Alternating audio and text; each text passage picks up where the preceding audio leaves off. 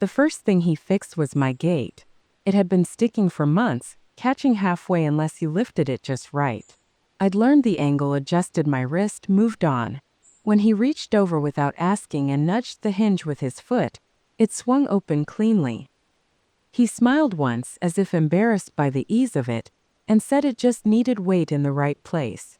That was the day I met him. I was 61, recently retired from a public-facing career that had required a lot of composure and very little intimacy. My money came from a combination of pension, deferred compensation, and a house I'd bought when the neighborhood still scared people. I lived alone by choice. I liked systems that ran quietly. He was the new neighbor's nephew, temporarily staying while helping her clear out the house after her husband died. He said he was only around for a few weeks. He said it casually, as if permanence would have been a burden. We spoke over the fence for 10 minutes. He didn't ask what I did before I retired. He asked how long I'd lived there and whether the fig tree ever produced. He noticed the solar lights along the path and said they were placed well for winter shadows. I noticed he didn't look at my house the way some men did. Not appraising. Not curious. Just present. The next time I saw him, he was returning a package that had been misdelivered to his aunt's place. He apologized for opening it by mistake, said he'd realized halfway through it wasn't his and taped it back carefully. He handed it to me like evidence, not like a favor. After that, he appeared in small ways. Trash day. A fallen branch after a storm. The sound of power tools mid-morning, always stopping before evening. He never asked to come inside. He never lingered. When I thanked him, he shrugged and said it kept his hands busy. He told me he'd worked construction most of his life, but that his body was beginning to argue with him. He said he was thinking about something lighter. Property management, maybe. Consulting. He said it without expectation, like someone talking out loud to themselves. One afternoon, my back seized while I was pulling weeds near the driveway. I sat down harder than I meant to. He was there within seconds, offering a bottle of water and telling me not to rush. He didn't touch me. He waited. I let him help me up. After that, it felt reasonable to invite him in for coffee. He accepted, drank it black, stood the entire time. He said my house was well kept. He didn't say charming or beautiful. He said functional. When he left, he mentioned that my water heater was older than it looked. He said it would probably last another year, maybe 2 if I was lucky. He said it like weather information. That night, I wrote it down on a sticky note and put it on the fridge. I told myself it was good to have someone nearby who noticed things. After that, he became part of the background. Not present enough to demand attention. Not absent enough to forget. I'd see him in the morning sometimes, sitting on the steps with a mug, stretching his hands like they needed warming even in summer. He waved but didn't cross the space unless I did first. I noticed how often he was doing something useful. He replaced a loose board on his aunt's porch, cleaned out her gutters, repainted the mailbox instead of buying a new one. When I commented on it, he said he didn't like waste. He said fixing was quieter than replacing. That phrase stayed with me. My days had slowed since retirement, but not in a way that felt empty. I volunteered twice a week, kept my appointments, walked the neighborhood at the same time every afternoon. He learned the rhythm without asking. When we crossed paths, it was brief. A few sentences. Nothing that demanded continuation. The first time he asked for something, it barely registered as a request. He said his aunt's car had finally given up and that he'd been borrowing a friend's truck, but that it wasn't reliable. He said he hated asking, but wondered if I'd mind if he used my driveway to park for a few days while he sorted it out. He said street parking was tight and his aunt got confused when cars moved around too much. I said yes immediately. Cost me nothing. A week later, the truck was still there. He mentioned he was waiting on paperwork. Title issues. Family complications. He said these things happen when people died without organizing. I understood that kind of mess. I cleaned up enough of it professionally to know how long it could stretch. I didn't bring it up again. We began having coffee once a week. Always in the morning. Always standing in the kitchen. He never sat unless I did first. He talked about his aunt carefully, with patience that sounded practiced. He said grief made people unpredictable, and that it was easier to be steady than correct. I noticed how that logic extended outward. He remembered my habits, the way I took my tea, the radio station I left on low. He adjusted himself to the house without asking permission, but also without rearranging anything. It felt respectful. One morning, I came downstairs to water on the floor near the laundry room. He was already there, kneeling, tightening a valve. He said it had been dripping slowly and that he'd heard it while his aunt slept. I asked how long it had been happening. He said a while. I asked why he hadn't mentioned it. He said it hadn't seemed urgent yet. That answer made sense to me at the time. After that, he started pointing things out more directly. Hairline cracks, old seals, small failures that hadn't failed yet. He said houses spoke quietly before they shouted. He said most people missed the early part. I began to rely on that attention. When he suggested replacing the water heater sooner rather than later, I agreed without asking for a second opinion. He sourced the unit. He installed it himself with parts he said he got at a discount through a friend. The invoice he showed me was modest, lower than I expected. I paid it and thanked him. He looked relieved, not grateful, as if the transaction had closed something for him. That was the first time I felt a small shift. Not suspicion. Adjustment. I told myself it was normal to recalibrate when someone moved from neighbor to helper. It didn't occur to me yet that helpers also chose what they revealed. The arrangement deepened without discussion. He stopped mentioning timelines. The truck stayed. His aunt's house grew quieter as rooms emptied and routines narrowed. He said she slept more now. He said transitions took energy. I began leaving my back door unlocked during the day. That was new for me. He said it made it easier to check things when I was out. He never abused it. At least not visibly. He started a list. Not on paper. In conversation. Things to watch. Things that could wait. Things that shouldn't. He spoke about them the way some people talk about weather systems, not catastrophes, just patterns. I found myself listening closely. When my pension paperwork came back with a minor error, he noticed it before I did. He said the adjustment would compound over time. He offered to sit with me while I called it in case the language got dense. He didn't take the phone. He just listened, then told me which phrase to repeat. That felt helpful. Efficient.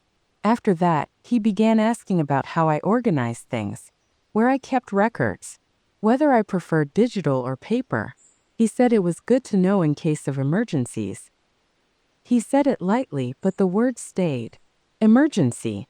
One afternoon, his aunt had to be taken to the hospital for observation. He knocked on my door apologetic and asked if I could watch the house for a few hours. He said there were contractors coming to measure the roof, and he didn't trust them alone inside. I said yes. When he came back that evening, he looked tired. He said hospitals made him uneasy. He said too many people waited for permission to care. He thanked me for being steady. That word again. A few days later, he asked if I had a will. He didn't frame it dramatically. He said he'd learned the hard way how messy things became without one. He said it was cruel to leave people guessing. He asked if I'd named an executor. I told him I had everything in order. He nodded and didn't ask who. Not long after that, he mentioned that his aunt's insurance had flagged an issue with the house. Something about occupancy status and liability. He said it might be simpler if someone local was listed as a secondary contact. Someone stable. He said it would just be a name on a form. I didn't agree right away. He didn't push. 2 weeks later, I received a letter addressed to both of us. It was from the utility company, confirming a shared service request. I asked him about it. He said it must have been an administrative shortcut. He said companies liked continuity. I called them and corrected it. They apologized. He said he was glad I was on top of things. Still, the moment lodged. After that, I noticed how often my name appeared adjacent to his. On packages, on service requests, on informal notes left by delivery drivers. Nothing official. Nothing permanent. Just proximity. One evening, while we were having coffee, he said something that shifted the air. He said he felt safer knowing I was nearby. He said most people his age were still improvising. He said he admired how settled I was. He said it made him think differently about the future. He didn't say with you. He didn't have to. That night, after he left, I walked through the house slowly. I touched the door frames, the counters, the places he'd fixed. Everything was in working order. Still, I locked the back door. The change announced itself through paperwork. It was a notice from the county, folded once too many times, the kind of envelope that suggested routine rather than urgency. It referenced a permit review for accessory dwelling modifications. My address was correct. The description was not. I read it twice before walking next door. He was in his aunt's garage sorting tools. When I asked about it, he didn't look surprised. He said he'd started the process to convert the back room into something safer for her. Better access. Fewer steps. He said the paperwork was preliminary, and that nothing would move forward without my consent because of setback rules. I asked why my address was mentioned. He said it was a clerical spillover. Shared utilities. Old parcel maps. He said these things were messy and that he'd handle it. I believed him because he had been handling things. A week later, a man knocked on my door asking to verify measurements. He held a clipboard with my name printed under his. I told him there was a mistake. He apologized and said he'd been told I was aware of the plan. I corrected him. That afternoon, I asked to see the permit application. He hesitated. Not long. Just enough. Then he said it was with the contractor. He said he'd get it. He didn't that day. Or the next. What arrived instead was a letter from my insurance company. A notice of inquiry regarding potential changes to property usage. They wanted clarification. That night, I didn't invite him in. I stood at the doorway and asked directly what had been filed. He explained it calmly. He said he'd listed me as a co-occupant to simplify approvals. He said it was temporary and reversible. He said nothing had legal force yet. He said it was easier to remove a name than to add one. I asked why he hadn't told me. He said he hadn't wanted to worry me before there was certainty. That answer felt familiar. I told him I needed everything paused. Immediately. He said stopping mid-process could draw attention. He said inspectors noticed inconsistency. He said it might be better to let things settle and then unwind quietly. I told him my name wasn't a placeholder. He looked at me then, not unkindly but assessing. He said he understood my concern. He said I had every right to be cautious. He said he'd underestimated how attached I was to boundaries. I corrected him. I said I was attached to consent. The next morning, I found a locksmith's card on my kitchen counter. No note, just the card. I checked the locks. They were unchanged. Still, the card stayed where it was like a suggestion. I called my insurance company and clarified everything myself. I called the county office and requested copies of all filings. I didn't accuse. I asked for records. What came back showed a pattern. My name appeared as secondary contact, as emergency liaison, as consenting neighbor, always adjacent, never central, enough to smooth friction, not enough to trigger review. When I confronted him with the documents, he sighed, not in frustration, in disappointment. He said he thought I trusted him more than this. I told him trust didn't replace permission. He said he'd never intended harm.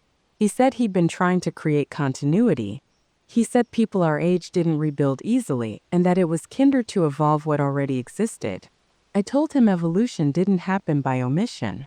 That night I changed the locks. He noticed the next morning and didn't comment. He just nodded as if acknowledging a procedural step. The truck was gone by evening. The house next door went dark. The quiet didn't last. 3 days after the truck disappeared, a surveyor returned. Different man. Same clipboard. He said he was following up on a revision. He said the file now showed a withdrawal, but that it required confirmation from all listed parties. I told him I was the only party. He frowned and said the system still showed two. That afternoon, I went to the county office in person. I brought everything: deeds, insurance letters, copies of the applications. I asked for a supervisor. I didn't raise my voice. I didn't rush. The supervisor was careful. She said the filings were unusual, but not illegal. She said my consent hadn't been forged. It had been assumed. She said assumptions traveled easily through underfunded departments. She said the simplest resolution would be an affidavit, a statement that I had not authorized representation, and that any implication of shared occupancy was incorrect. I signed it. When I got home, there was a note on my door. Handwritten. Folded once. He apologized for the confusion. He said he hadn't meant for things to spiral. He said he'd relied on standard practice. He said he hoped I'd understand he was trying to protect his aunt. There was no return address. That night my phone rang. A number I didn't recognize. I let it go to voicemail. He said my name once.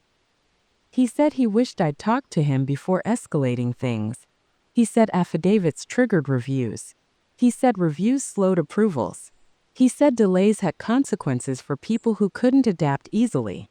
I didn't return the call. The next morning, I received an email from a legal aid office. They represented his aunt. They said there was concern about displacement risk. They asked if I'd be willing to clarify my intentions regarding shared access and support. I forwarded the email to my attorney. 2 weeks later, everything was unwound. The permits were voided. My name was removed. The file was closed with a notation of administrative overreach. No fines. No citations. Just corrections. His aunt was moved to assisted living shortly after. I learned that from a neighbor, not from him. I never saw him again. What lingered wasn't fear. It was the realization of how easily proximity could be converted into standing. How care, when undocumented, could be repurposed as consent. I had thought the danger would arrive loudly. It hadn't. It had arrived in helpfulness. After everything was closed, I returned to my routines deliberately. I reset my walking route so it no longer passed his aunt's house. I moved my volunteer shifts to different days. I didn't do it out of fear.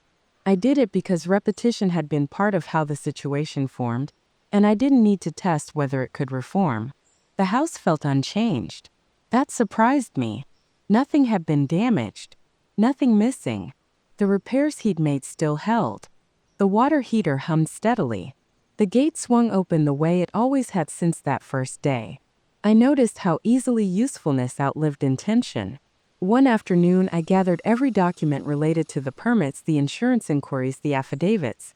I stacked them neatly, labeled the folder, and put it in the bottom drawer of my desk. Not hidden. Not displayed. Archived. That night, I cooked for myself. Something simple. I ate at the table instead of standing at the counter, which I'd started doing without noticing. I finished the meal without distraction. That felt like a return. A week later, I replaced the locks again. Not because I thought he had a key, because I wanted the action to be final. The locksmith worked quietly. He didn't ask questions. When he left, the house clicked shut with a different sound. Lower. Firmer. I slept well after that. What stayed with me wasn't resentment. It was calibration. I could see now how competence created permission when it went unexamined. How gratitude softened vigilance. How help, repeated often enough, began to resemble authority. I didn't tell the story to friends in detail. I summarized it as a misunderstanding resolved. That was accurate. The misunderstanding just hadn't been mutual. One morning, weeks later, I noticed the fig tree had finally produced. Small fruit. Not many. I picked one and ate it standing in the yard. It was underripe, sharp on the tongue. I didn't mind. I washed my hands, closed the gate, and went back inside. The house was quiet in the way only owned spaces are. Unnegotiated, intact. I felt steady.